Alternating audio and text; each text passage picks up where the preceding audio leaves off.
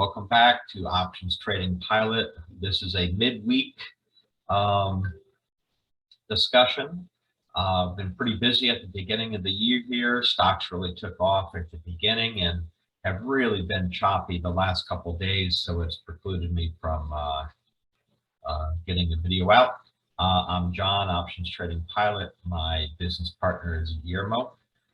Looking at the portfolio, had some really good returns on some of the indexes last year, but it has really seemed to be bifurcated. There's a few, this is my gut feel, was that there's a few stocks that have done really, really well, and then a lot of stocks that have not done very well, and maybe are, they've been cut in half or 40%. So clearly not a winning year for individual stocks, but if you own the top few stocks in these indexes, done very well. And I think looking at the research that I've done, I'll try to present it at a high level today. I think that's what's happening. I think we need to be careful. It's really important to know what you own.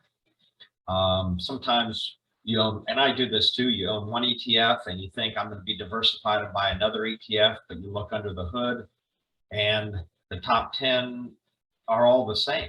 Everybody's buying all the same, the Apples, the Googles, the Amazons, and you think you're diversified and you're not really. So the key to this message is know what you own.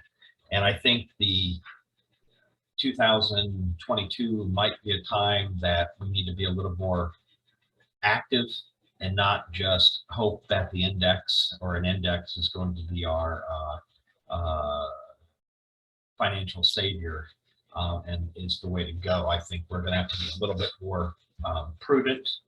I do think we're going to probably see more of an inside year, more volatility, but net, are we going to see another 27% increase?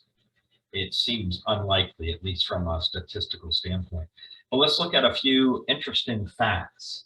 So I think as we move into this year, some of the bigger plays are going to be energy, commodities, financials will, with interest rates going up, financials, banks and things like that actually do much better. Interest rates tick up, all that extra cash they have, they earn more, it goes right to their bottom line. I think industrials will do well, and looking at materials as well, some basic materials. So what's interesting is the S&P. Let's take a look at that for a minute. Looking at some of the components, about 27% increase in the S&P index in 2021. But if you're looking at the S&P, only about 5% of the S&P index is in energy and materials. So here are the names. Look at the top 10. Apple, Microsoft, Amazon, Tesla, the two different types of Google and Google, Facebook, NVIDIA, Berkshire Hathaway, and then you get to one bank. And then you could just go on, but your top companies are taking up the majority of the, well, not shouldn't say the majority, but they're heavily weighted in the index. And it's technology. And I think, I kind of feel like technology is going to take a backseat to energy, financials, materials, and industrials. So if you want to be in S&P, you're not going to really get any exposure to energy and basic materials. Take a look at the Dow. And this is not ranked in any order, just alphabetical. But we're out of those 30 companies, energy and basic materials are around 3 to 5%, depending on how you classify some of these. You used to have Exxon in the Dow, and that's been taken out. So the Dow doesn't really give you any play on energy. Now we'll jump over to, let's look at NASDAQ, NASDAQ 100. Again, think, oh, I'm going to be diversified, S&P 500, let me move over to the NASDAQ 100, and you'll see a lot of the same names, and Apple, Microsoft, the two Googles, Amazon, Tesla, Facebook, which is Meta, NVIDIA, and so on and so forth. And you can see their market cap. And I think there's 105 stocks in this list now. But anyway, if you look at the NASDAQ 100, you get no exposure to, just looking at my notes, you don't get any exposure to energy or materials. And I think there's no pure financial plays in there either.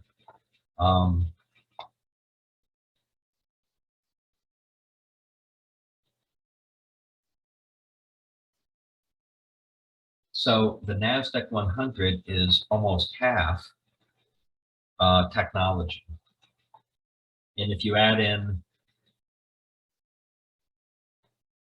Facebook, which is more, and Google, and which is more communications, and then consumer discretionary, which is probably what I would throw Amazon in as, that's about 80% of the exposure. So you're really not getting exposure with these indexes to energy financials. So, you know, yes, there's XLF, and there's other ways that you can play XLE. So I think the key is we are very tied every day. We look at the indexes, we play the indexes. And this is why this is something that I wanted to look at in more detail, because Guillermo and I, at least on a weekly basis, but sometimes on a daily basis, we're in the queues. We don't really do the Dow too much, but we do have the S&P a lot. We do the SPYs, we do the Qs, we trade futures, the NQ. And so we do quite a bit in here, and it's very good to know what stocks you're trading. If you want exposure to energy, industrials and so forth, we're really we're having to trade other things, XLY for consumer discretionary and some other things like that. So anyway, just a quick look at, I think we need to really be paying attention to things other than just the index, these indexes that everybody knows. I remember growing up, it was always, we always talked about the Dow, the Dow, the Dow. And I think at that time, the Dow was really key. You know, you had the GEs and Boeings and Coca-Cola of the world, and now they're somewhat playing second fiddle to the technology. So we'll have to see as this year unfolds, but I really think those four areas that I've talked about are the play. Maybe we'll get a little more juice out of the technology sector. There's sure a lot of really interesting stuff there, but I think it's going to be a little bit choppy. So, you know, we have to look at that bifurcated market. Anyway, that's it for right now, and we'll see you again shortly on a market update.